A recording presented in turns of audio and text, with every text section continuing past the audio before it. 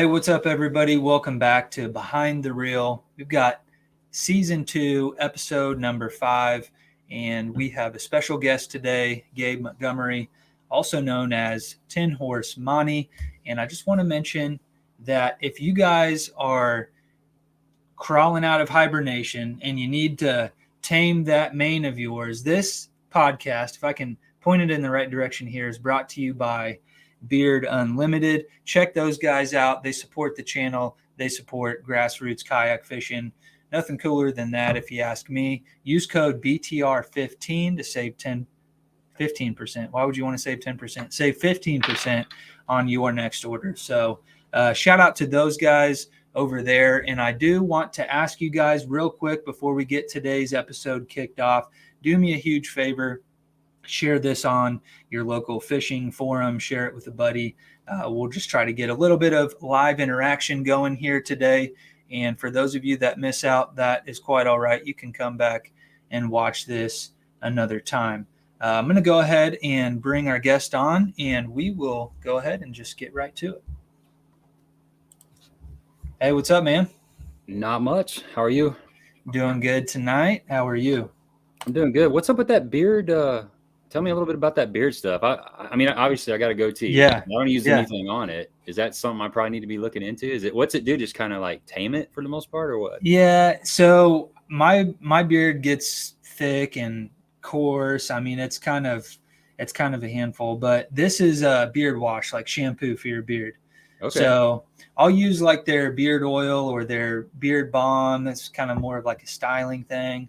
I'm not a very stylish fella, so like the beard wash is definitely the ticket for me. I don't know if you get like the itchy, scratchy stuff, but this takes care of that for sure. Huh. So that, and it softens up my beard as well, which I think probably helps with the itchy stuff. Yeah, I see people using that, like a beard type of product. Yeah. And I've thought about it, but I forget about it, and I don't know. I need to probably pick some of that up just to try it out. It seems like it makes sense.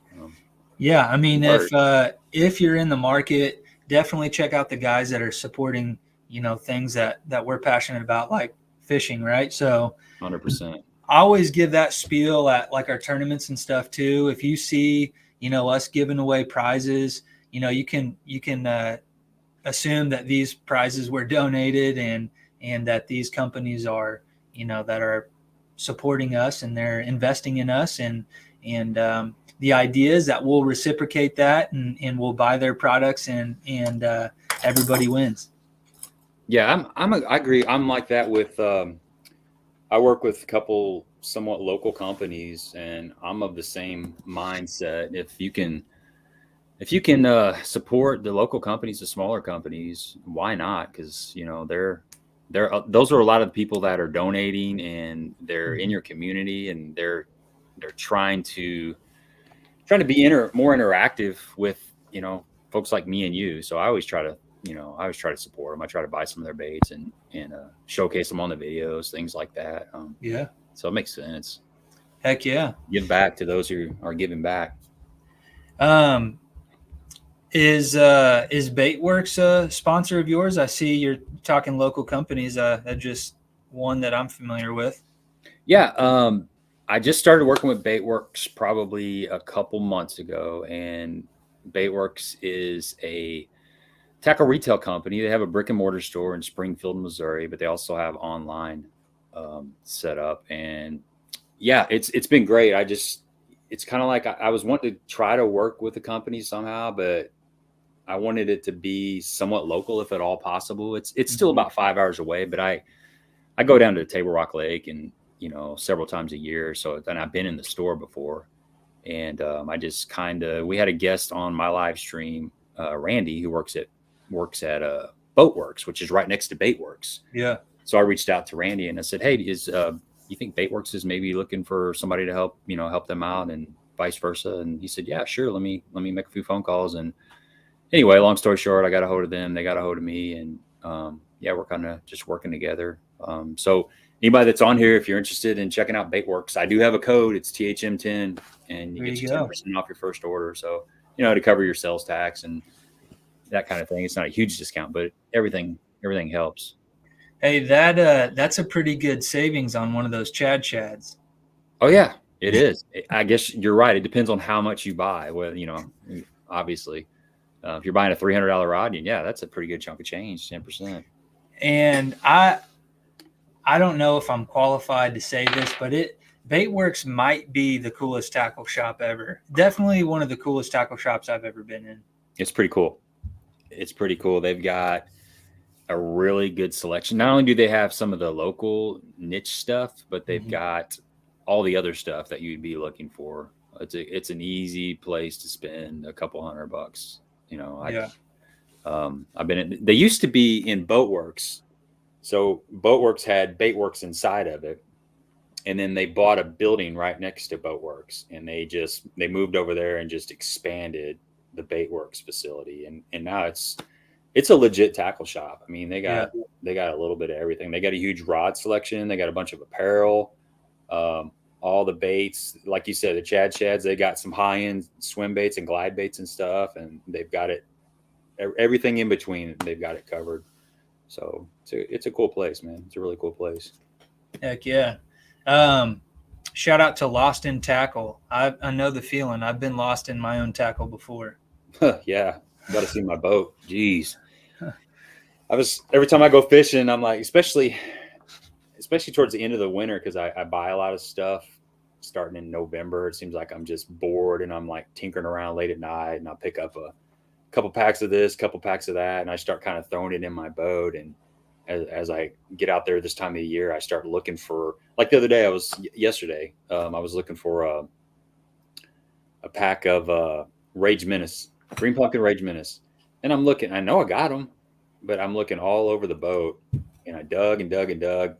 And I keep this little bag on my floor that I hardly ever, it's a bag I used to use all the time, but if the zipper went out on it, so I still keep some plastics in there, but I'm hardly ever in there. So that was like my last resort. And I pull that open, and I've got an empty pack of Rage Menace. So all the Rage Menace are in here on my shelf, but I've got so much crap in my boat that I don't even know what I've got anymore. I need to go through it and, kind of streamline stuff.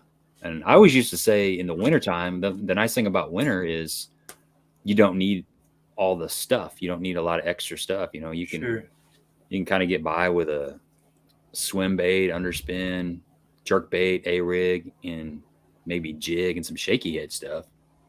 But I still have just as much stuff, and I still take just as many rods. It's crazy. It never ends. The first step is admitting you have a problem.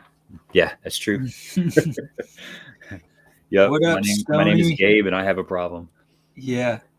I think a lot of us, probably everybody in this live chat over here, can probably relate. I know a couple of these fellas can probably relate. We got Stoney over there. We got Mr. Kevin Kerr. What's up, guys? Appreciate you guys tuning in tonight. I know they're all itching to get out on the kayaks and get into a tournament here before too long. I guess that was one thing that I did want to mention here tonight too, was like, and I know you're probably fishing all throughout the winter as much as you can, but like, what does that tourney prep look like? When you start to get in, because we're in it now. Like, I was just talking to you earlier. I work at Russell Marine Products, so I get to kind of see that mad dash for the, oh crap, it's tournament time. Hey, I need to get my boat in, or, let's get that live scope hooked up, or whatever that case may be.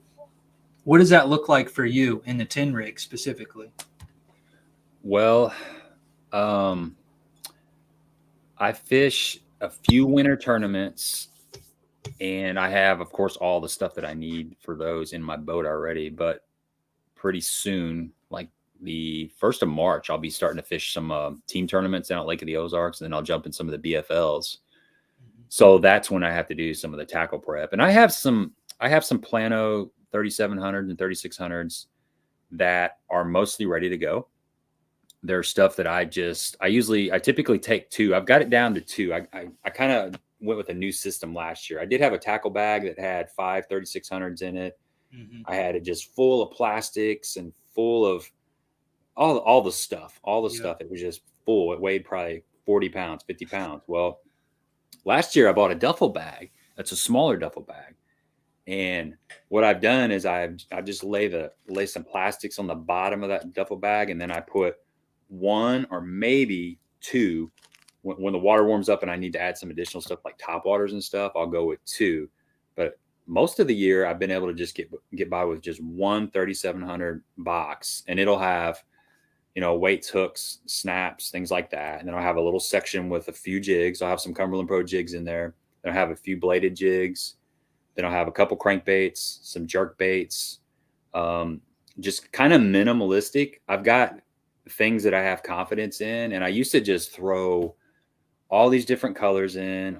Maybe they're going to be biting a chick maggot when I'd rather be throwing a DT6 in that, or a Fritz side. I'm probably not going to throw a chick magnet. There's some that I would just throw in there, and I'd find that I never really used them, or maybe I'd throw them a couple times in practice. But if you don't have confidence in something, you're not going to throw it, and you're not going to work it properly, and you're not going to give it time to work. So really a tournament most of the time is not the time to pull out something you think is magical or something you don't have confidence in. So I've kind of downsized and kept it really simple, but most of the tackle prep that I'll be doing is just going through that stuff and making sure I have the right quantities of those items.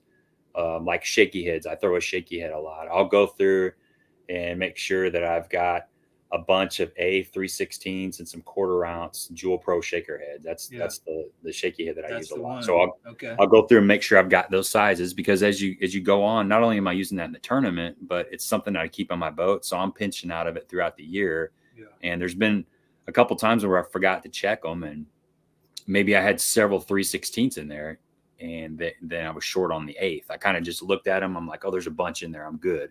Well, I needed more 1/8. And so I've gotten a habit of just doing an inventory type of check, checking out do I have a bunch of these hooks? Do I have enough to get me through the tournament? I don't put enough in there to fish for like 2 weeks. I kind of put enough in there just to get me through a couple of days. And because you typically don't break off, I don't need like a dozen of a certain size hook most of the time. I'm just, you usually break off like on a bad day, maybe 5 times or something. That's a bad day.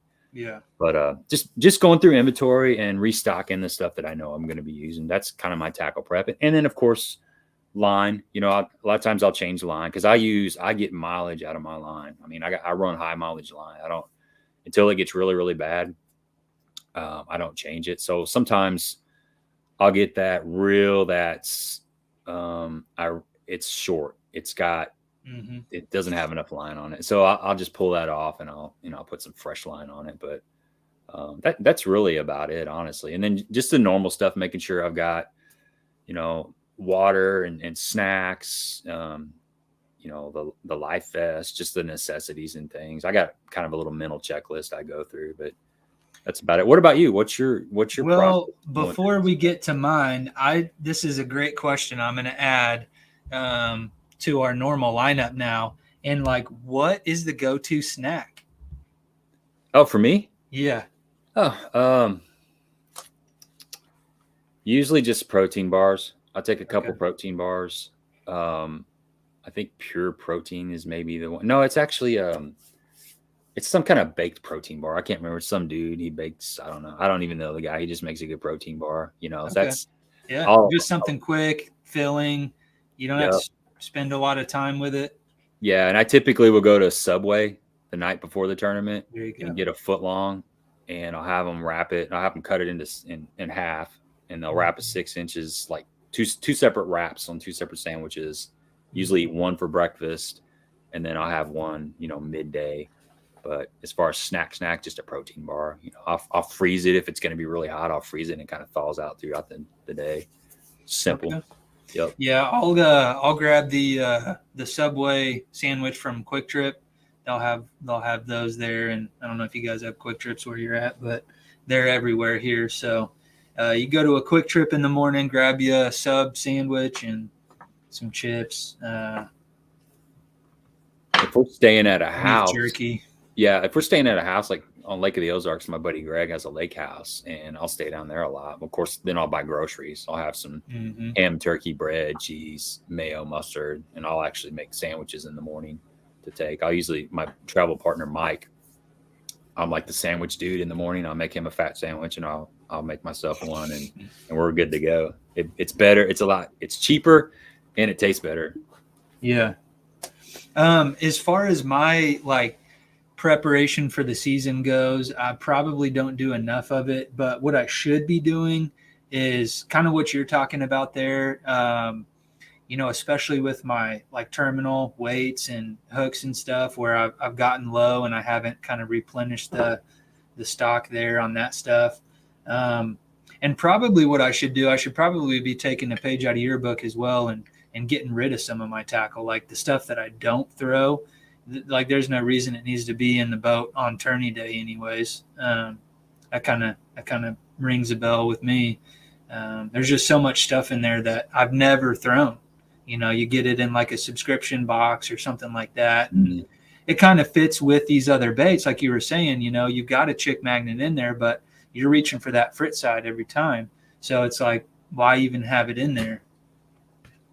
Yep, I agree. That's what there's been a lot of tournaments where I've fished a shaky head, like 90% of the tournament. Mm-hmm. I look at every time I open it, like I break one off, I pull this box out. I've got all this stuff in there, and all I'm doing is grabbing a little jig head and a little worm, and that's it. And there's 30 packages of plastics that I haven't even touched. All I really needed was like 5 jig heads and 2 bags of worms, for the tournament for the most part.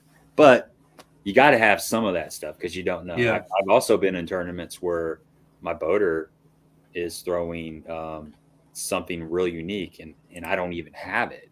And a lot of times they'll let you borrow it after they get their limit. But I know the next couple tournaments after that, I bought that and I have a surplus of it.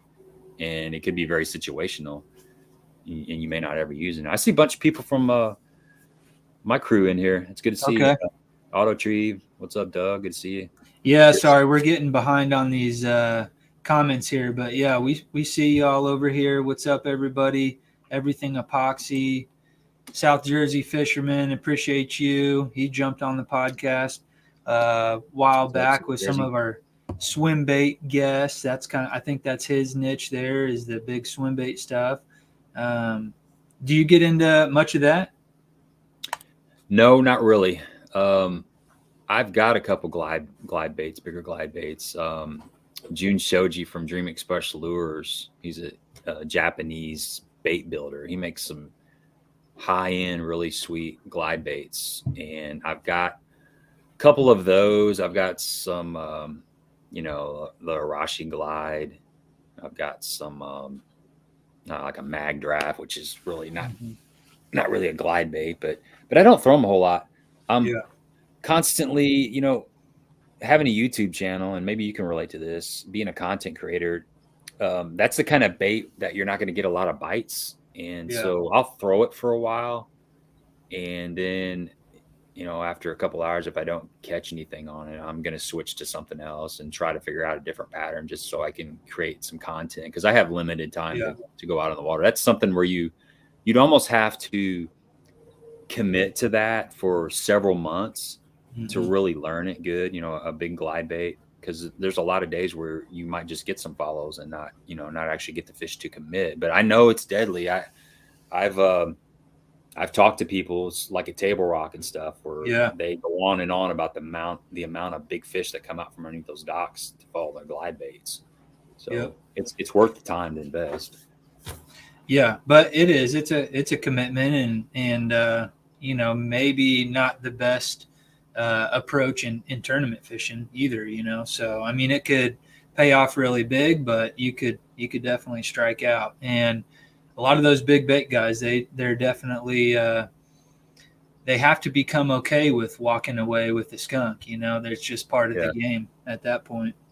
You'll see them do good on, if it's a 4-day tournament or a 3-day tournament, they may whack them 1 day on it and then it goes away. It's real situational from what I've heard and what I've gathered. There's certain elements and certain conditions that have to come together to make that really good glide bait. I think you can get them to follow on a lot of days, but for them to actually commit, there's a specific group of elements that have to come together. And you only know that from having it in your hand a long time and going through all those different scenarios. But um, I don't know. I need to throw it. There's several techniques that I need to work on, and I plan on doing that this year. I usually pick out one technique every year, and I kind of is learn as much as I can about it. What So have you figured out what that's going to be this year? Or?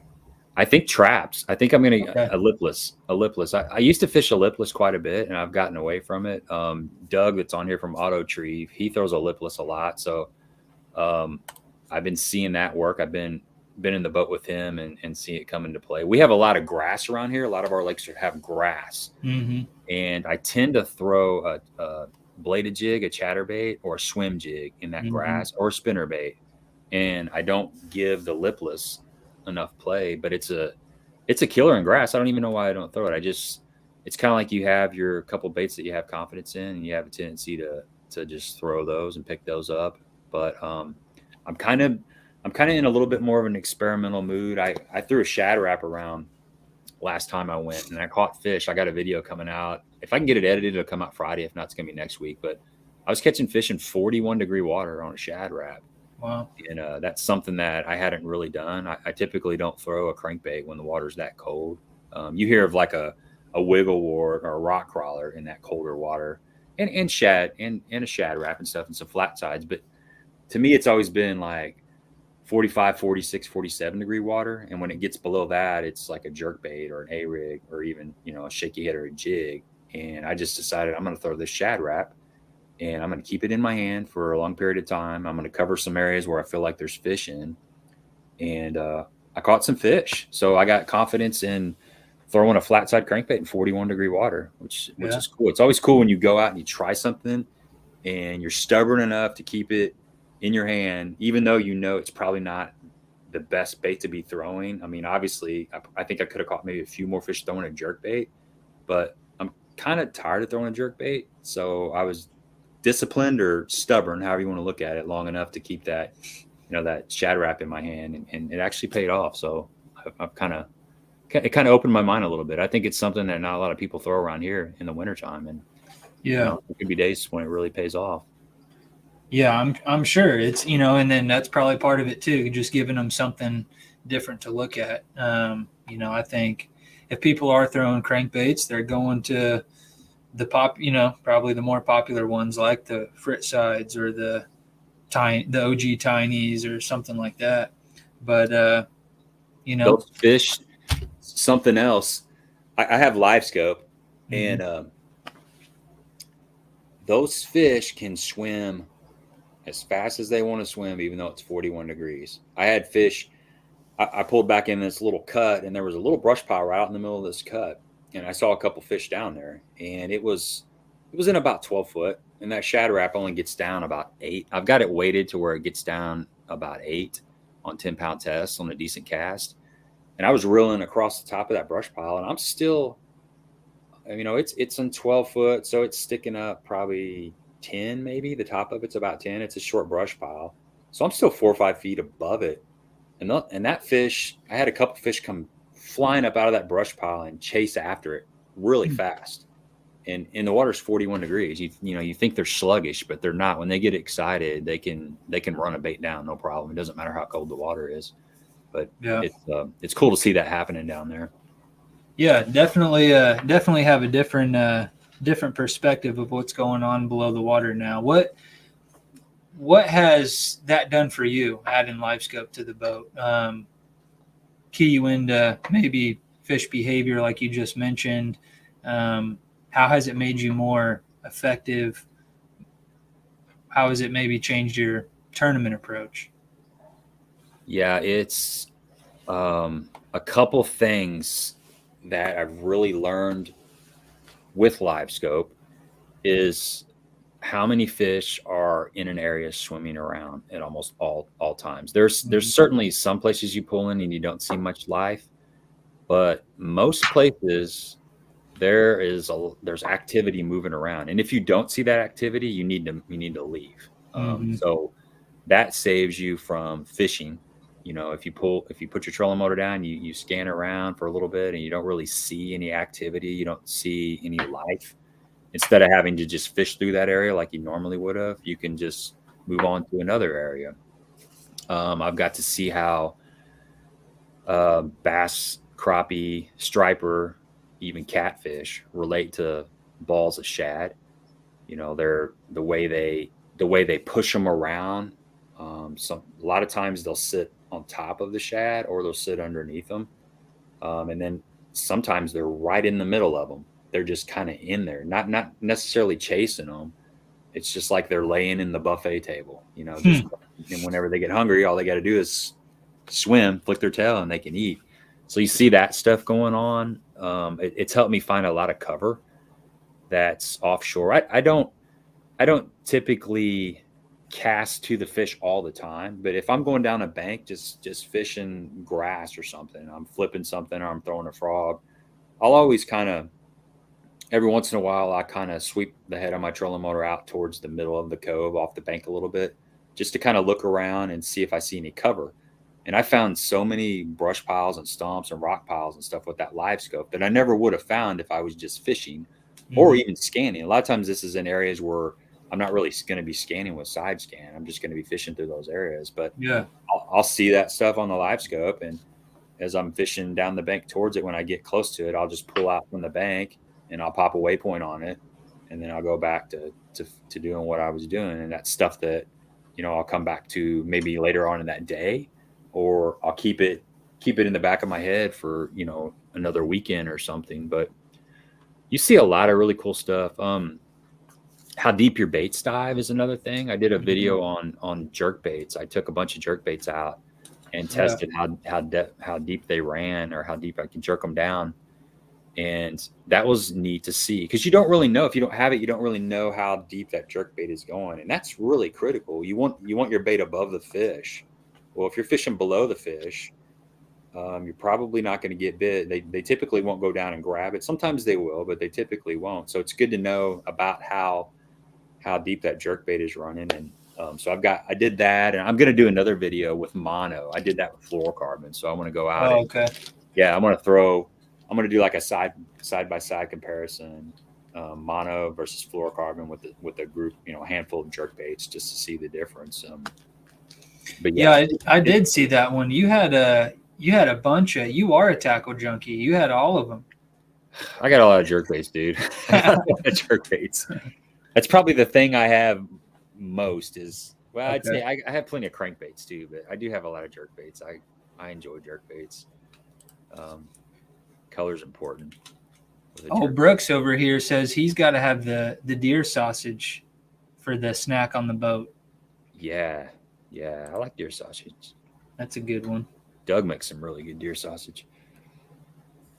I can relate to this one here. Lost in Tackle says, whatever the kids haven't eaten in the pantry. I feel you on that one, man. Yeah, it's like mama cleaning off the scraps on the plate. You know, I do that sometimes. You know, you get like a half a piece of pizza on the plate that I have two daughters. Maybe they didn't finish it off. I'm going to kind of like walk through the area and kind of scrounge it and pick it up and get rid of it. You don't want to waste it.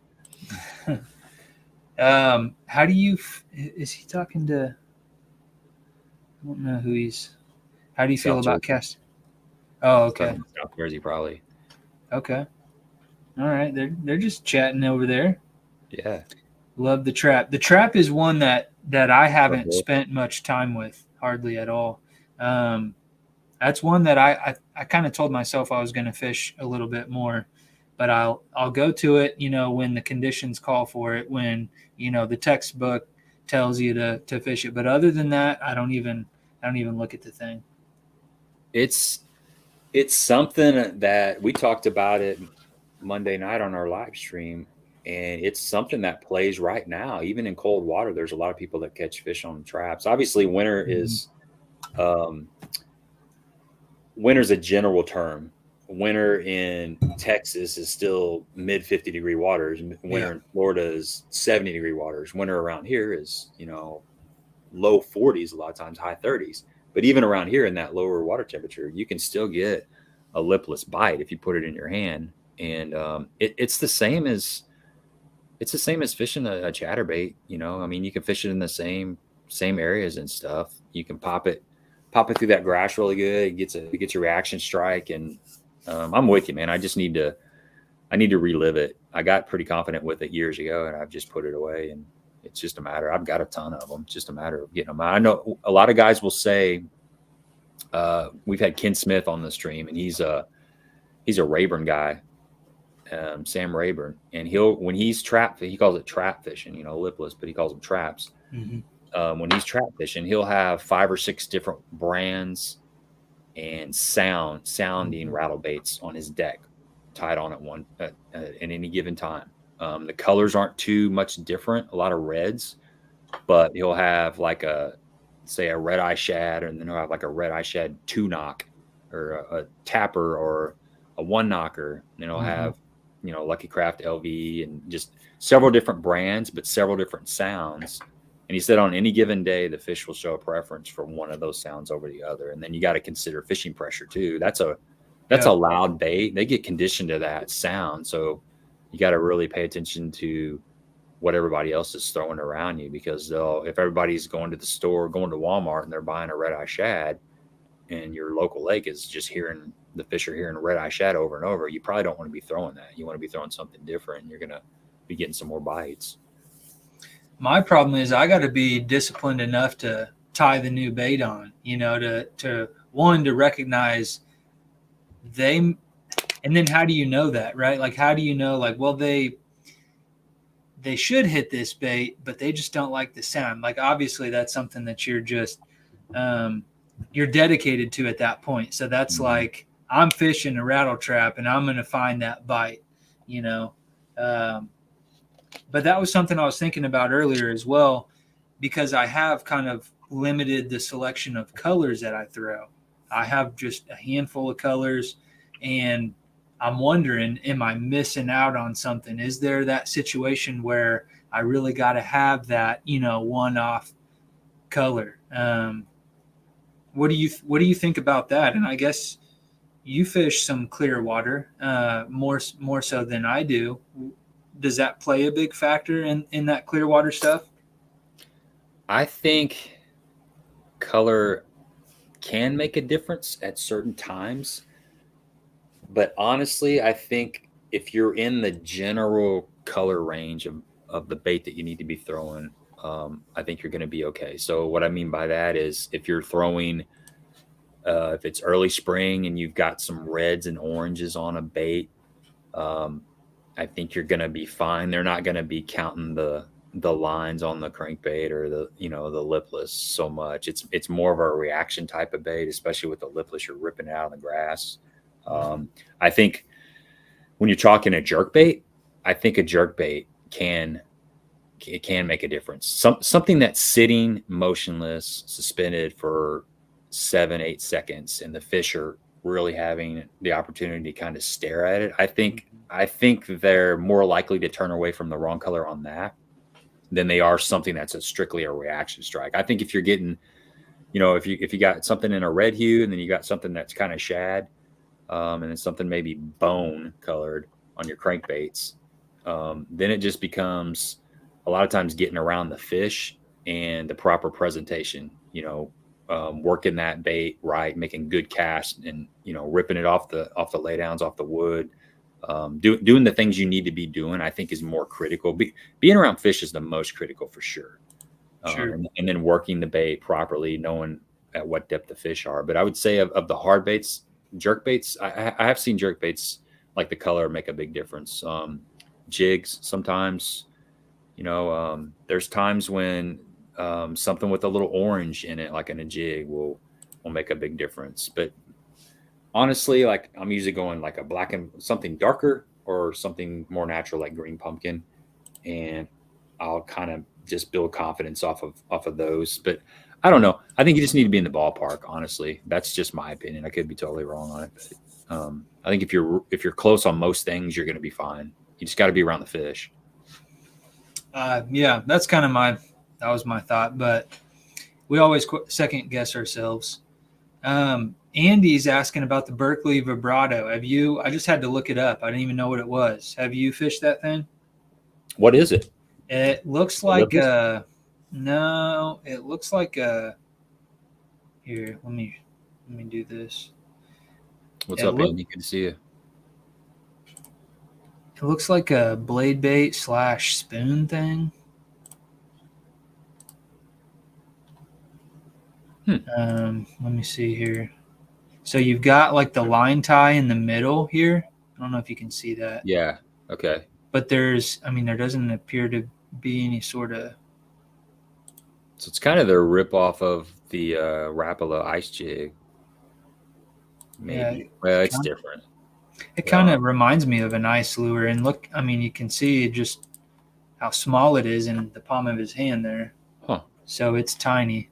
Is that something So you need to be throwing, Andy? maybe a Sneaky. wintertime deal. Yeah. That looks good. It looks like you can catch crappie and bluegill and stuff on Oh that. yeah, I bet. I'd imagine it has some sort of, flutter, some sort of shimmy down. Probably a real tight action. Casual bass guy, he's up in Vermont. What's up, man? He's having fishing withdrawals. He's all iced over. I told him he needs to go ice fishing. My brother just moved to Vermont about You 6 months ago. He's up in Brandon, Vermont, which is about an hour away from Champaign, I think. see, and he's right at Champlain. I think he's pretty close. Probably even closer than that. And he's from Kansas, but he just moved there. So Yeah, they got a lot of snow up there. he's a fellow kayak guy. Danny says, my best shad wrap is sun faded, a whole different color look compared to a new one. And I hear about guys doing that sort of stuff intentionally on some baits. I don't know if any of you guys have gotten into that. Well, there is something. I'm not a big fan of gloss. I prefer something duller, matte. Okay. Honestly, we were talking about that the other night about like a chatterbait. Ron. I see Ron. Ron, what's up, Ron? He was talking about some of the best chatterbaits he has are when you've caught a lot of fish on them and the skirt starts getting thinned out. They pulled some of the strands out there and it gets kind of buggy looking. Yeah. Same kind of concept with the crankbait. It's kind of weathered looking, worn out, and sure. Usually your bait's the best right before it breaks in half or before something happens to it.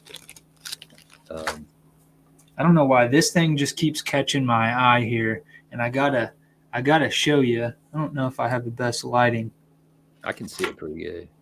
But this thing is just blinged out, and I don't know if you've gotten into this with the forward-facing stuff. Is that a Demiki? Yeah, kind of.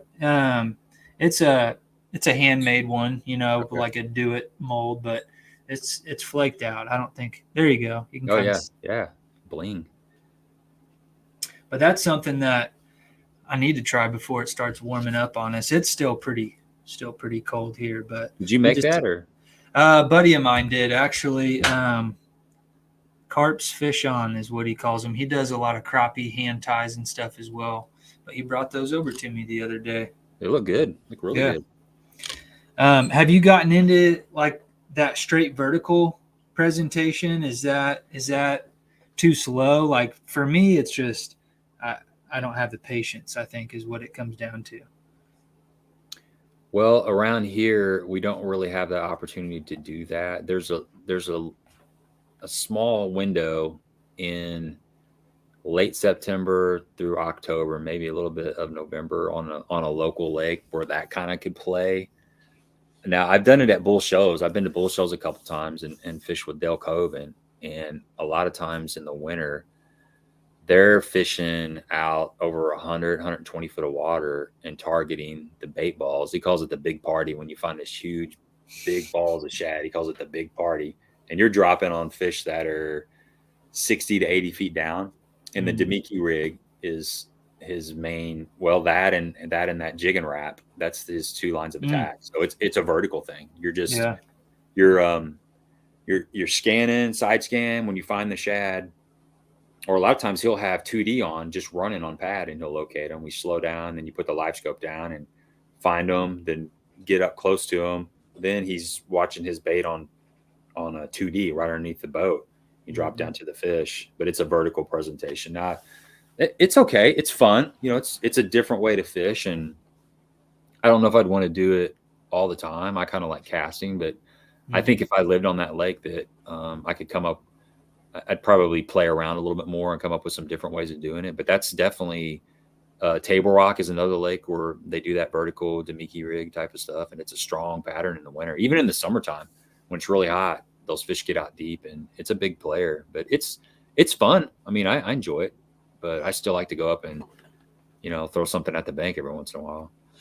Yeah, yeah, and I guess looking at your forward-facing sonar would make it a little more bearable when you're dropping down and you know something's there, and it's and I guess they've always been doing that with, like you say, with their 2D. They've kind of been able to do that as well. But Yeah, the forward facing sonar makes it a lot funner because what'll happen is they'll shadow move. You can stay on top of them with your 2D, but then they'll move, and you you don't don't know know where where the hell they're they went. yeah, you don't know where they're at. It's just a guess. But with that forward facing sonar, you can just pan around. You can take it off of 40 foot and pan out there to like 120 foot, find the bait balls, put the trolling motor on 6 or 7, get right up in the party again and start over, and you can just fish all day long like that. I like that analogy. Get up in the party, Yeah, the big party. Yep. the big party. Let's see. Was this was Doug, right? Auto That's Retrieve. what, yeah, Doug, auto retrieve. He says, bounce the trap off the wood. You'll be amazed just how weedless they are. Yep. Yep. He's playing on what I want to do. I need to throw that sucker a lot more, and I've seen him do it.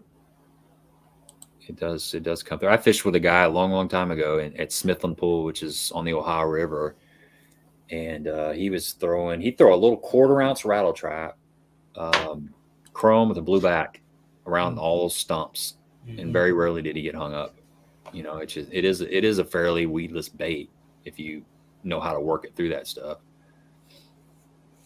Ron, I think, is saying that he's thrown that vibrato thing, and It's in the it's a Jigging Rat family. family of the jigging rat there. Okay, that's what it looked like to me. Brooks was out on the lake yesterday, lake testing boats.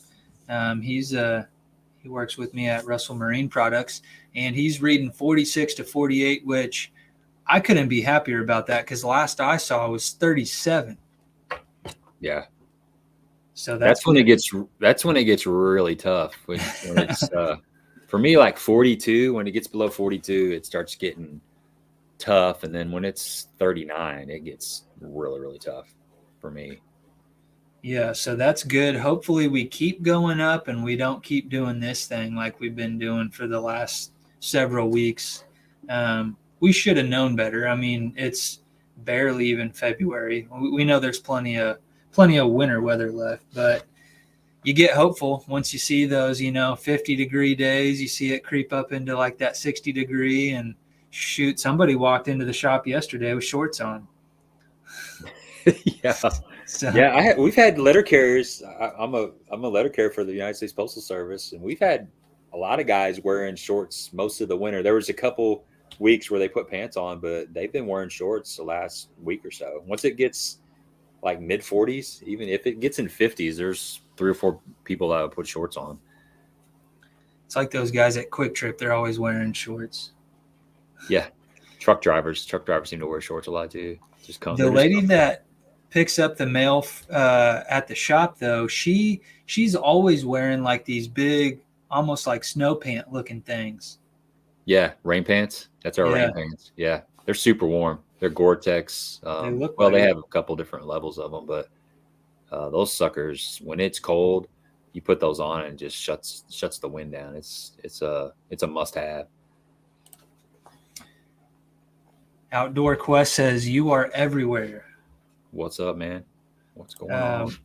Have you been throwing any A rigs lately? Yeah, I threw an A rig the last time I was out. I found some fish relating to some deeper brush, some brush that was out in 20 foot of water, and this is where live scope comes in again. I was throwing a jerk bait at the bank, and every once in a while I'd kind of pan my trolling motor out there. I started noticing some like dozer piles out in 20 foot of water, and I seen some fish. So I went ahead and fished all the way down that bank, turned back around and got out off the bank, and I was throwing an A rig at them, but I didn't catch them. I had a couple follows. I kind of get excited about the A rig when it first comes into play, which is typically like late September and October, and then I have a couple days on it where I catch fish on it, and then I don't usually throw it much after that. It's it's a deadly bait. I mean, I Ron's seen it as much as I have. There's times when they won't hit anything. You throw an underspin or just a little small swim bait on a ball head, you'll roll it right through them, and they'll just watch it go by. Even a spoon, they'll just watch it go by. You can pick up that A rig, and boom, you start catching them on that A rig. It's there's so much going on that it stimulates the fish so much that they can't stand it. But it's fun. But like I said, I kind of get it out of my system early, and then I'll take it with me, but I typically don't throw it too much. I'd rather catch them on a jerk bait, honestly. If I can catch them on a jerk bait or an underspin's like one of my favorite ways to catch those kind of fish. But there's times when it doesn't work. There's times when they need all that commotion and to get them going, and you just have to throw an A rig. I mean, if there's a tournament and they allow A rigs in cold water, you better be throwing an A rig, or you're probably not going to win. That's just the way it is. It's just that strong of a bait. So, what are the A rig rules in Illinois? I want to say Missouri's 3 hook, isn't it? Yeah, it's 3. It's 3 in Missouri and 2 in Illinois. But I think there's 5 lakes within close proximity of me where they allow five arms or 5 hooks. Oh, really? Yeah. So you just got to know the regulations, but statewide it's 2. It's 2 hooks. We were 2, and this year, 2023, is the first year we're 5 now. Oh, really? Yep. Cool. So I don't know what made them want to do that, but I mean, heck, if everybody's out there live scoping, why not? Why not, run a couple extra hooks? I mean, I guess maybe that could be a deadly combo, the live scope plus the A rig, but I don't know, from a conservation perspective, I don't know what made them make that decision, or if it's just maybe wanting to do something cool for the bass guys. Yeah, I don't know. I mean, we're actually going to have them on the show here in the next couple of weeks, so we'll find out. There you go. Yeah, that's a great question. Really good to ask those kind of questions. I think I see Simo Outdoorsman saying that Egypt allows 5 hooks. That's one of the lakes over there in Illinois that allows 5 hooks. Kincaid, I think, is another one. Wren's. There's 5 of them pretty close that allow it. And I think Egypt's a private lake, I'm pretty sure. So I think they can kind of make their own rules. And I think you can throw as many as you want on there. If you want a daisy chain, like 5 A rigs together, if you're feeling really manly and you want to sling them out there, I think you can do it. You're man enough to do it. I mean, it's hard enough to throw just a regular A rig all day long. I could imagine throwing 15 or 20 baits on an A rig, but I've seen it done before. Have you seen those guys where they'll put a bunch of swim baits, 6-inch, 7-inch swim baits on an A rig? Yeah, that's nuts. I've seen people put chatterbaits on them. Chatterbaits, I've seen that one. Yep. There's guys that you can put a chatterbait on that middle arm, and it really makes it vibrate. Makes all all the swim baits kind of go crazy. It's something different that they haven't really seen. Arm would be dead in one cast. Oh, yeah. Yeah, 100%. I've got a question for you about you hosting your podcast. Like, what do you get out of that? Like, what do you enjoy about it? Obviously, you're nerding out on this stuff, so you're using this information for your own, good, I suppose. But what do you like most about being the host of the podcast? That's a really good question, man.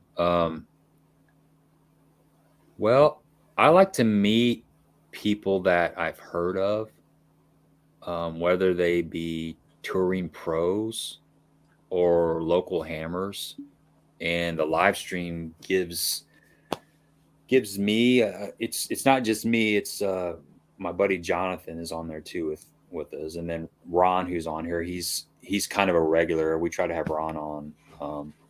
every 6 weeks or something like that, because he has a lot of good stuff to share. But it's nice to meet these people and get to know them personally on a one-on-one basis. You get a nice conversation going for a couple hours, and you learn that we all fish things differently. We all see things differently. Something Mhm. that I assumed was the only way to fish a certain bait, they come on here and they give me a whole new perspective about the bait, or a situation where I would throw a jig in. Maybe they would pick up a lipless or a spinner bait, or a crankbait or something. So it, Sure. it really it really opens your mind up to just different scenarios and different options for the same situation. And I also like to, I like to have all that out there. It's cool. It's cool to have. Some of these people haven't really been on a lot of live streams, or a lot of these local guys, maybe they're more reserved and they haven't really told their story. I like to hear their story, like where'd they come from, what Mhm. kind of jobs did they have, what they were doing before they made it to this place. Yep. Some of it's really inspirational, and also the viewers. It's great interaction. I'd say that's just as important as anything. I like to see some of the people on here. They're on the channel all the time, and I've met a lot of really good friends. And like I went to the sports show in Collinsville, and I had a bunch of people come up to me and say they recognize me, and that's pretty cool to see actually face. You see the names, Yeah.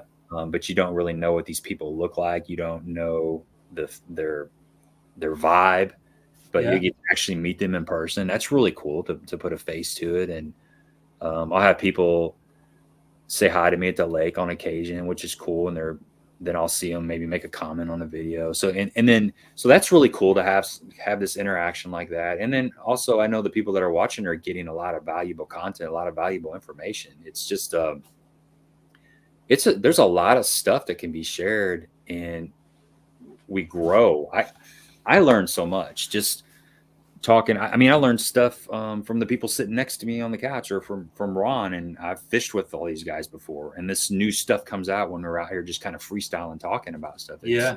something's organic. It reminds you of a certain situation where I did this, and you're like, really, I didn't know about that. Yeah, well, here's what happened, and you're like, okay, cool. So you kind of put that in your back pocket, and you might be out on the lake one time, and you'll remember, oh, I remember when Jonathan was talking about this situation, and it feels like that situation. And then maybe you'll pick out that bait and throw it, and then things start happening. But that's all stuff that comes out on these live streams. It's just the interaction between the guests and the viewers and stuff. But for me personally, I'd say that's probably it. Just kind of all that jumbled up into one nice fine package. I don't Yeah. know.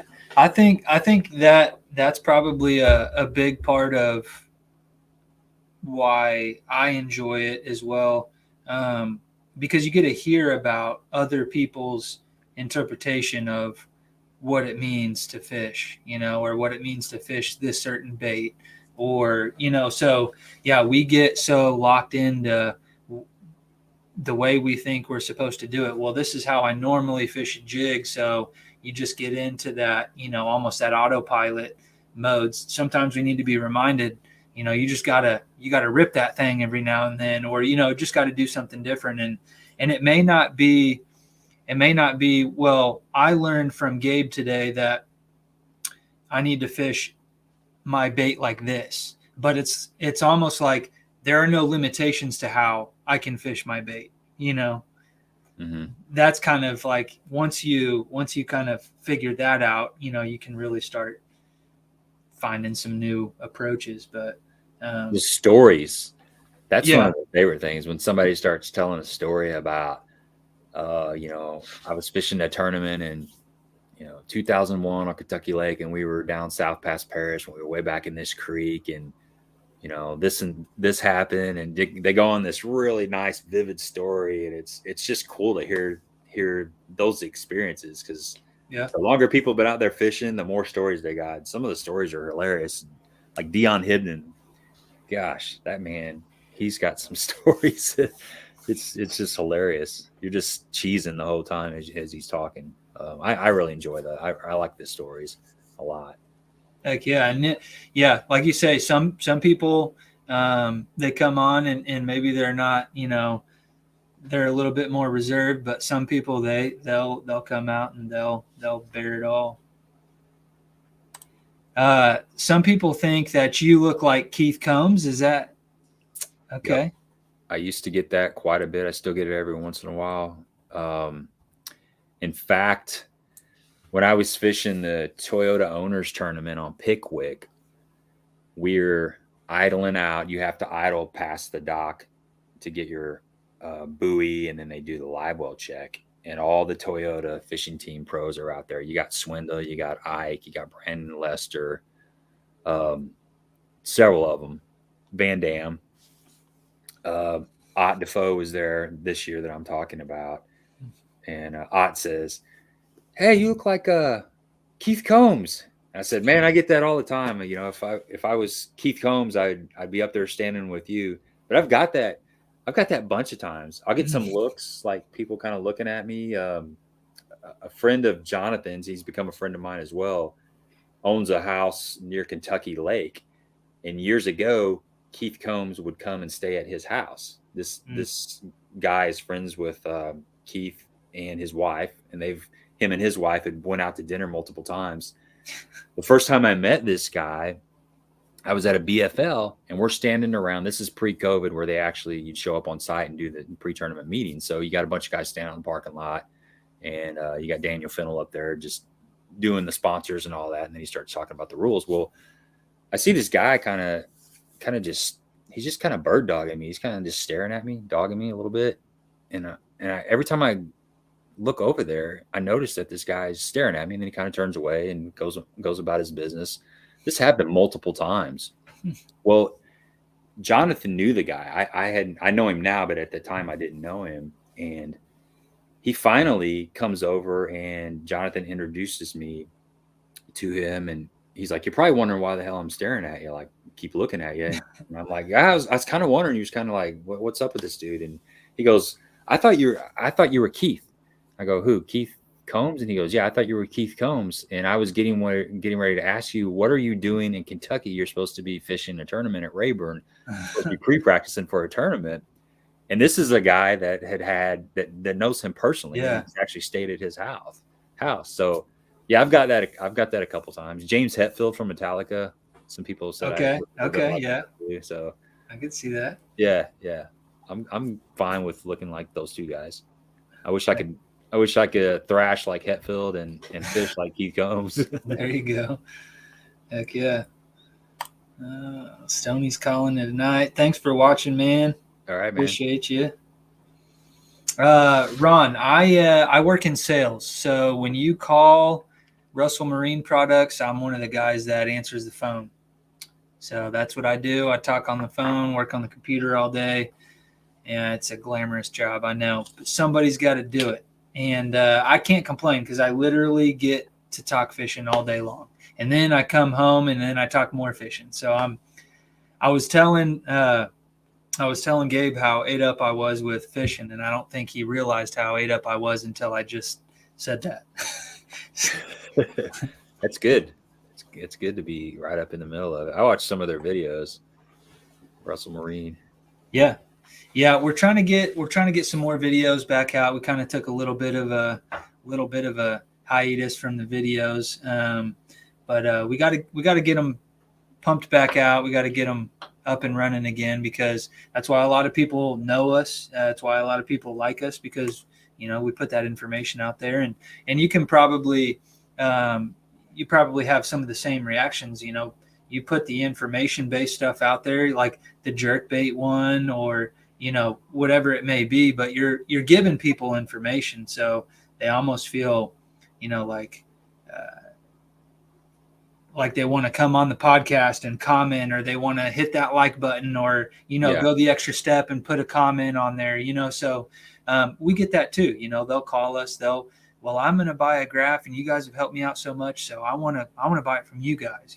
So that's been a kind of a cool thing for the marine electronics business in the, this day and age. Yeah, if you're creating content that's got some kind of value, most people will show you some appreciation, show you some love by, subscribing to the channel, or at least checking back every once in a while, or like you said with Russell Marine, purchasing from your company. And customer service is huge too. I'm sure you guys know that. That's such a big deal, just customer service. If somebody takes a chance and they buy something from you and they have an issue, or if it's on back order, if you touch base with them and let them know, every once in a while that, hey, we're getting close, the factory has told us, or the manufacturer's told us it should be here, we'll touch base with you. Just communication is so key. Something that I don't want to say we've lost a lot of that, but we need to communicate. Communication goes a long way. For sure. And Ron, hopefully you got in on the great deals that we've had on the HTS Live 12s. He did. Yeah, that's a heck of a deal. Whether or not you guys want to run like the new stuff coming out from Lowrance or not, you can't beat that deal on the Live 12. So yeah, man, if you ever have any questions, if you ever have issues with your graphs, if you ever, have trouble with settings or anything like that, give us a call. Sometimes our phone lines do get backed up. There's, we do a lot of business, but we're a small company, and, we do pride ourselves on the customer service side of things. So we end up spending 20, 30, 40 minutes on the phone with somebody trying to troubleshoot issues, so if you don't get through, leave a message. We'll give you a shout back, and we'd be happy to help you out. So there's my little salesy pitch there. I've got a question too. And I know I kind of try to keep it around an hour. I'm not too crazy. You mentioned 2 hours, which 2 hours would disappear just like that after we start talking fishing, because I wrote a whole bunch of stuff down that we haven't even talked about yet. So we'll just have to save that for another day. But yeah, something that I've been kind of looking at from like the content creator side of things is like YouTube analytics. And I'm trying to really figure out what my viewers want to see. What videos or what type of information do your viewers really respond well to? Well, you can ask Cody Arnold. Anything live scope gets really good reviews. I dropped a video not too long ago about the things that I've learned from live scope in 9 months, and it got a ton of views.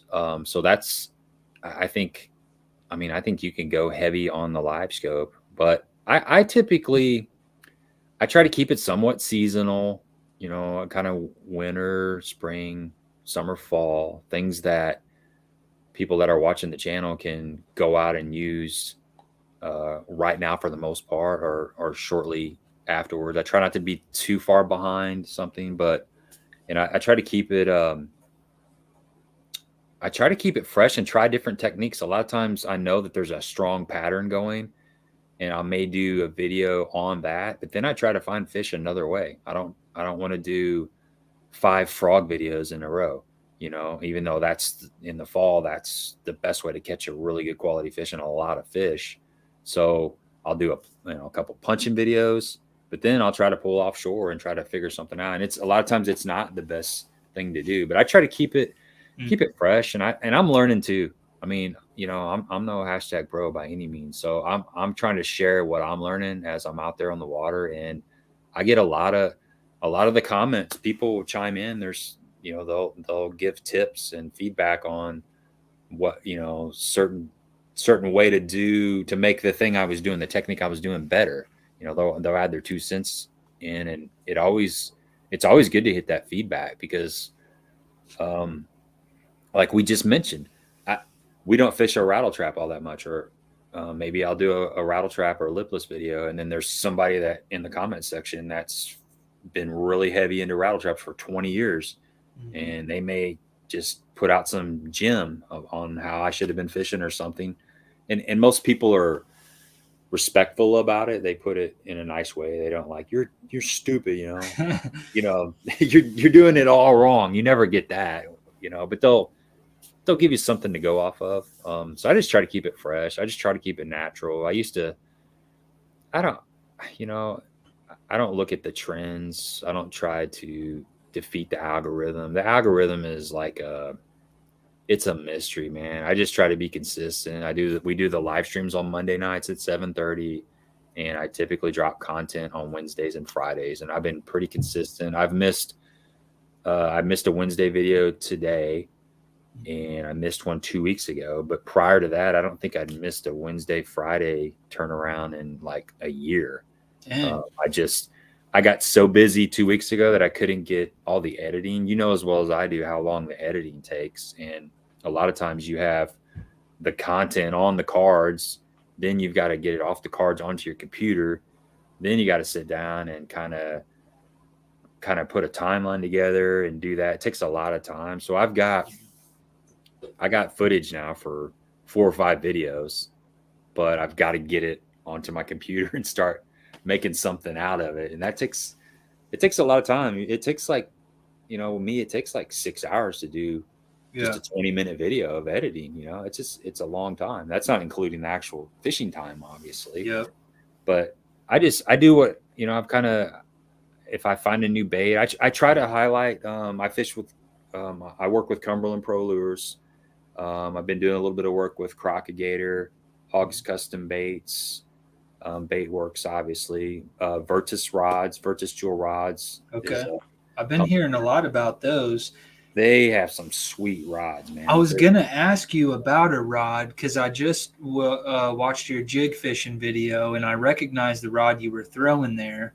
And somebody else, Crawford Brantley, I believe is who he works with them as well. And he's been shouting them out here recently. Well, I've been really liking my Falcon for jig fishing, and I've been throwing the Amistad. I don't know what model you're throwing, but have you switched over to a Jewel yet for your jig? No, not yet. I got several of the Falcon Caras. Yeah, and they're sweet. They're the American-made Falcon Caras. I like them a lot. I don't have an Amistad though. The only Jewel that I have right now is the Red Diamond series, and it's their swim jig rod. It's like a 7'2" medium heavy. And for chatterbaits, swim jigs, spinner baits, even like 3/8 ounce jigs and stuff, it's a stupid sensitive rod. Honestly, it's the Red Diamond is a little more sensitive than the Falcon Cara, in my opinion. Well, I mean, it is. It honestly is. It took me. I got 4 or 5 Falcon Caras now, and I was fishing Lew's. I still have some Lew's stuff, some custom light, and they're a decent rod. I got some Quantum Smokes, but when I went to the Falcon Cara, I had to learn how to fish it because it was so sensitive compared to my Lew's stuff. Lew's makes a good rod. Their higher end stuff's probably a little more sensitive than the custom lights, but custom light's a decent rod too. It's pretty sensitive, but it took me a while to get used to that Falcon Cara. Like, especially if you're throwing like a Texas rig with a tungsten weight and fluorocarbon, you could really, everything's really amplified. So I got used to that. And then when I got this Jewel or this Virtus Red Diamond, I had to learn how to fish that again. So it was even more sensitive than the Falcon rod. Really? So yeah, which I didn't know. I mean, besides like a G Loomis, NRX or a $600-700 rod, I figured that's where I'd have to go to get more sensitivity than the Falcon Cara, because it was really sensitive to me. But the Red Diamond, they have a blue diamond and a red diamond. The Red Diamond it's pretty sweet. It's balanced really well. If you have the opportunity to go try one out somewhere, go check them out. They're really nice. I think it'll either be, it's between that and another Falcon. I put if anybody wants a Falcon Cara and a Shimano Curado K, it's at the bottom of El Dorado Lake. So when it was time to replace that, I went with just a lowrider, same action. I went with the Amistad, and I seem to like it as much. It's probably not quite as sensitive as the Cara was, but yeah, it'll either be another Falcon or it'll be one of those Virtus, because I have heard such good things about them. Yeah, they're nice. I've got to fish with the blue diamond and the red diamond, a bunch of the different models. What Del Coven down at Bull Shows, he's got a bunch of them. He had them out on his deck, and I was playing around with them. I got to use this couple of the spinning rods, the jerkbait rod, um, their deep diver crankbait rod for throwing like the rock crawlers is Mm-hmm. phenomenal. They have a rock crawler as well, a rock crawler rod as well. I didn't like it as much as the deep diver for the rock crawlers. They're both really good, but every rod that I picked up, I really liked. They're just really balanced really well. That's part of the sensitivity of a rod. If it fits in your hand and it just kind of stays there, it just becomes more sensitive.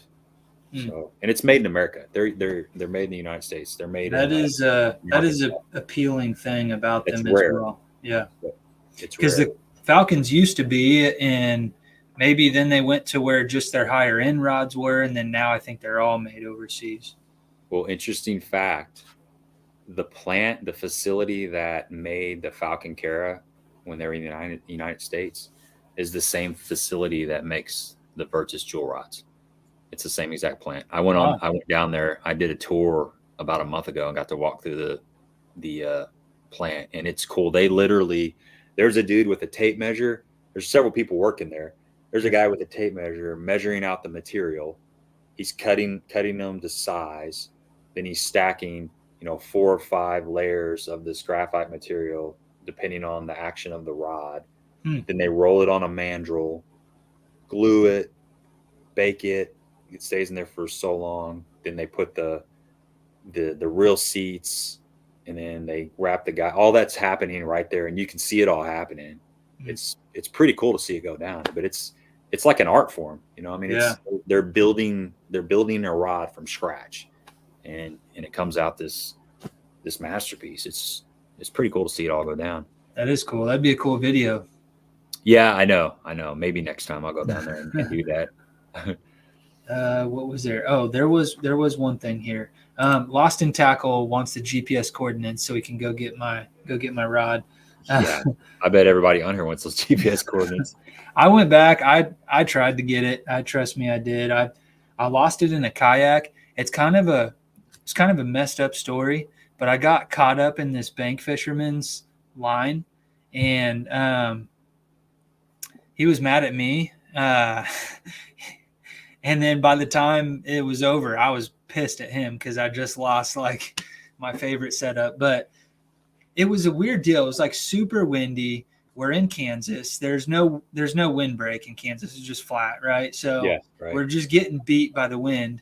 And so I'm trying to like kind of tuck into like the bank to try to get some relief, and I'm in my kayak, and like the next thing I know, so I'm like kind of going up to the bank, going towards the bank, and this guy like comes out of the tree line and he's like waving his hands. He's like, hey, like, I would think this guy needs help.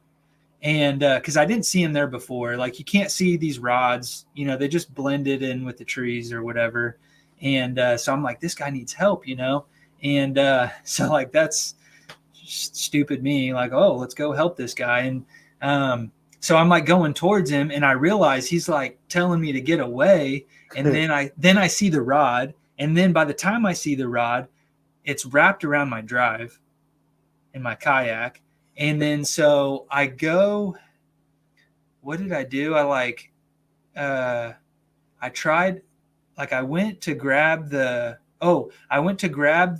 line because I could see that it was like kind of intersecting with my kayak. I wasn't really sure where it was, hooked to me, or even if it was hooked to me at that point, but I saw the line. I grabbed the line, and the line is like up against my kayak, and it grabs my rod and just throws it out of my rod holder. So like I did it, I was trying to get this. I should have just cut the line and dipped, Yeah. but I didn't, obviously I wasn't thinking that would happen, but it was just because I just had to watch it, and I was far enough away from it that I couldn't try to get it. And it was windy enough, and there was bad enough conditions to where I wasn't going to try to reach for it and lose everything else, Yeah. But and I was far enough off of the bank that it was still in like 15 foot of water. But yeah, it was just like I literally did it to myself, and I just had to watch it all go down. That happens fast too. It's like And that's it right there. No good deed goes unpunished. well said, Kevin. Yeah, I was fishing with my buddy Jonathan at some of these strip pit lakes near New Athens, and there's a river called the Kaskaskia River that comes off the Mississippi River. Well, the river had gotten really high several years ago, and it flooded into the strip pit, and it introduced Asian carp into the strip pit. So I'd only fished this place twice. The first time I didn't see any of those carp. It's a strip pit, so it's kind of real straight for a long time, but then there's this little cut and it goes back into this. It's a really big area that's got a lot of little islands and stuff. It's pretty cool. You can get lost back there. There's only one way in, and you really need to pay attention to where that one way in is, because there's so many islands, and it opens up into little backwaters and stuff. But long story short, we went in there and fished, and we started seeing Asian carp. Like we're kind of idling, and every once in a while an Asian carp would jump up, and they were 5-10 feet away from the boat, or they jump up 20 feet away from the boat. It still makes you flinch. No, I don't care how many times you've seen it. It still kind of makes you flinch, because this fish just comes flying up out of the water, and they're 15 to 20 pound fish. They're pretty good sized fish. Yeah. So we're coming back through that cut out to the main strip, and I'm running video. I've got the Yellow Tech, the power stick on the back, and I've got Chesty on, so you can see everything going on as we're coming through that cut. Well, here comes this Asian carp, jumps up, lands on the front deck. So I got a 16-foot John boat tiller handle. I'm sitting here, and Jonathan's sitting in front of me, looking at me, like right at the edge of my front deck. It lands right next to him. He flinches. It bounces around, does its thing, and it gets on the floor and just kind of spazzes out. And we're, of course, I put the motor in idle and neutral, and we're just kind of like wondering, what are we going to do with this fish? It's stinky, slimy. It's starting to bleed. They start bleeding like almost instantly out of their gills. They're strange creatures. So I grab it and I just throw it over the side, and I wash my hands, and it turns around and tries to jump back in the boat. Well, so I go up. Something caught the corner of my eye as soon as that fish came in, but it didn't register. So I go up on the front deck just to kind of look at everything. Well, I'm missing a rod. I'm missing an American-made Falcon Cara with a Daiwa Tatula. It was gone. Mm-hmm. So I'm like, crap. Luckily, we were in a channel. It wasn't like we were out in a big open body of water. So I put the boat in reverse, and I kind of just idled back really slow, and we're both looking left to right. I see something kind of floating, just kind of suspended on the surface, and I get closer, and it was my rod. Had a cork handle. So it was floating horizontal on top of the water. So that cork handle saved my rod from going down. And when I got home that night, I was just dying to go back and look at the footage. And sure enough, you can see it. As soon as that carp comes in, it lands on the deck and its tail flicks. And when it flicks, you see the rod kind of get up on the rub rail and just kind of slowly go over the side of the boat. I saw that out of the corner of my eyes, but it was so chaotic that it didn't register. But it's plain as day. You can see it exactly what happened. That carp just flicked that rod over. So cork handle, man. I mean, there's something about a cork handle that'll keep your setup from going down to the bottom of the lake. Apparently not mine, because mine was a cork handle too. I want to say. What kind of reel did you have on there? It was a Curado K. So maybe it was a heavier reel than that Tatula. Maybe. I don't know, but yeah, that one sucked. But yeah, so I did. I went cheap on the next round. I didn't go with the Cara. I went with the lowrider, and I didn't go with another Curado. I went with the SLX. Still decent setup though. Yeah. Oh yeah. Yeah. But was that rod? The rod you lost? What length was it? 7.3. Huh. So mine was a 7 foot. Was it American? Probably. I mean, it's a newer Cara, like only a couple years old.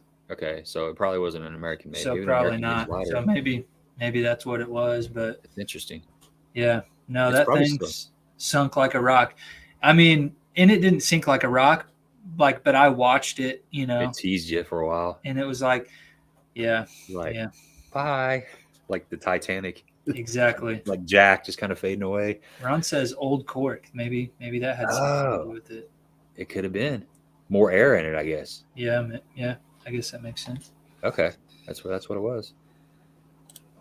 If you fish long enough, I think everyone will lose one eventually. Yeah, for sure. Well, I've started, and I've got some videos on this for anybody that's interested. I've got, I wonder, do I have one back here? Let me see. So I've got these Savior retrieval devices. I don't know if you guys have ever seen them. It's definitely more of an asset in the kayak because you see guys losing rods like that all the time. But now this one's been deployed. But you actually cut off like the butt section, and you can attach this here. You just attach it with like some 2-part epoxy, right? And it fits around the blank nice and snug, and then you use the epoxy there. And then on this side you've got a salt bobbin just like you have in your auto inflate life jacket. Yeah.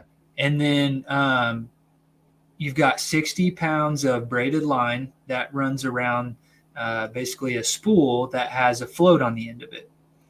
So when you drop this in the water, this thing will sink, but after it builds up enough water pressure and that salt bobbin dissolves, it'll pop that float off, and then you've got 60 feet of line. So you just go look for that float on the top of the water, and you reel your stuff back in.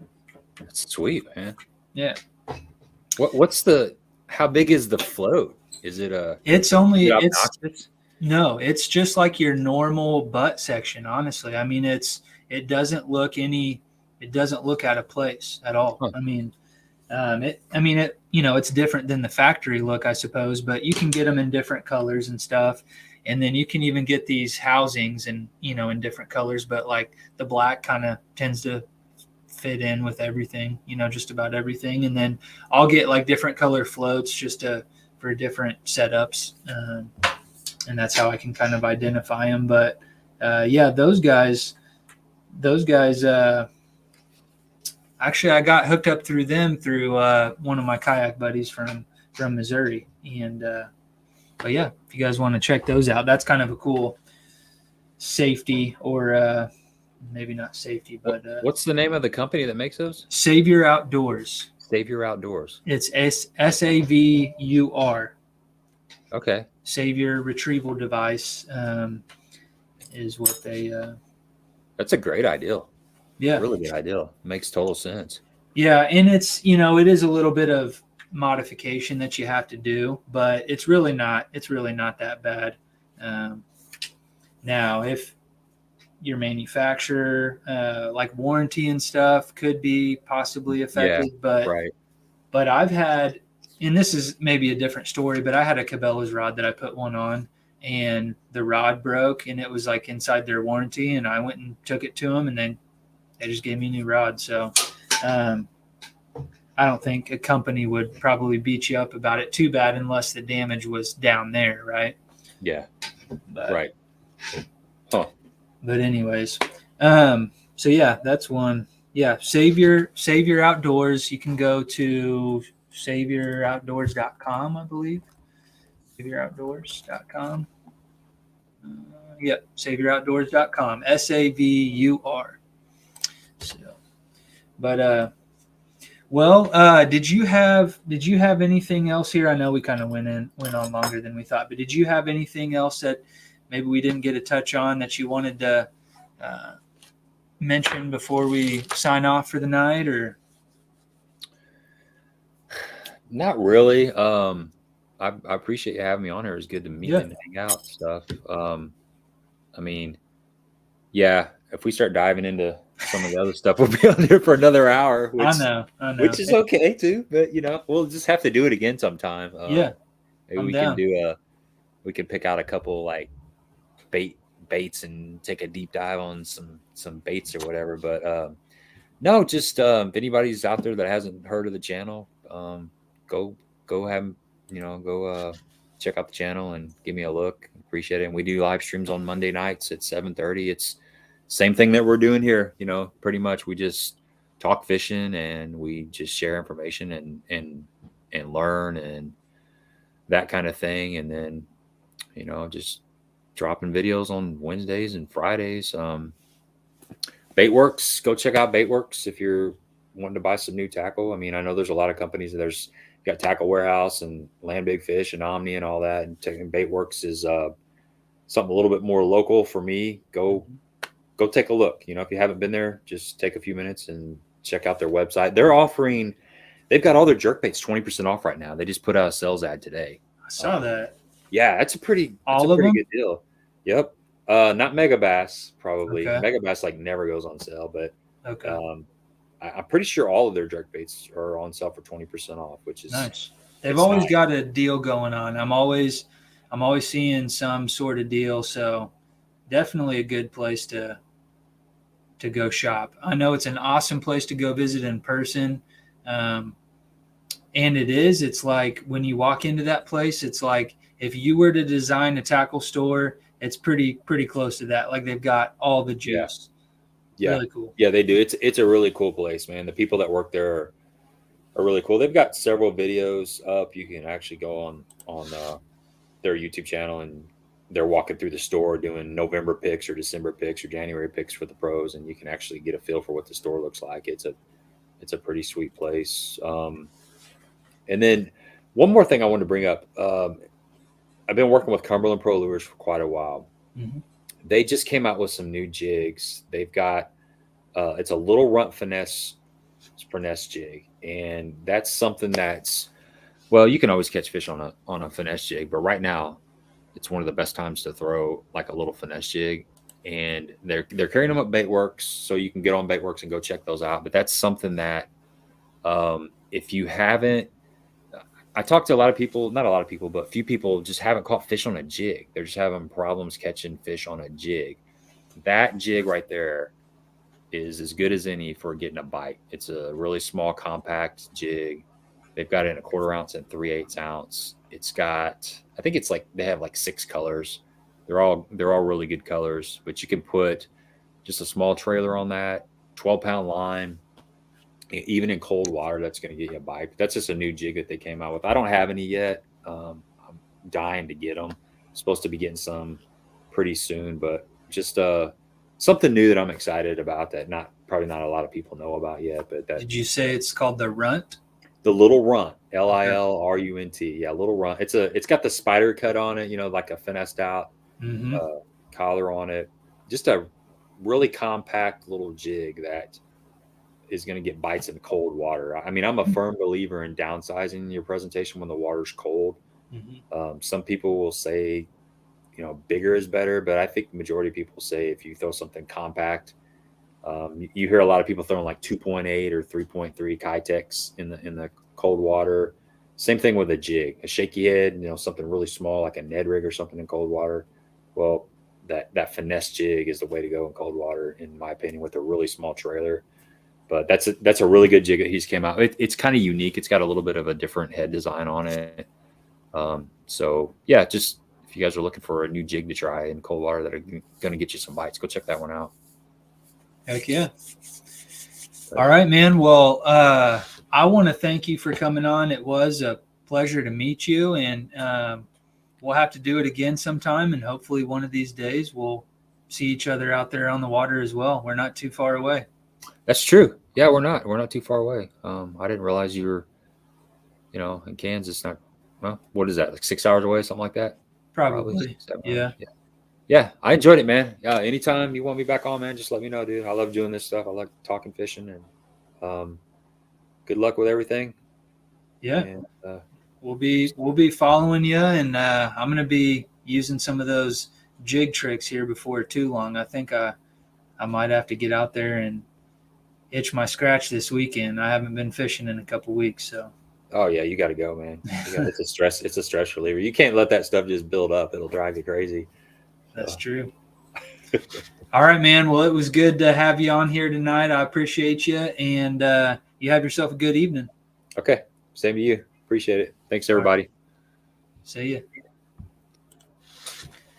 All right, guys. I do want to thank Gabe Montgomery for coming on and talking fishing with me tonight. It was a good show. I really do appreciate all of the interaction as well.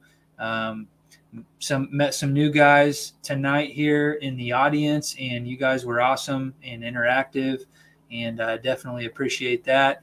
And we'll be back on next week. I'm a little mixed up right now. I'm trying to remember exactly who we have on next week, but I do know we've got a couple guests coming up. I've got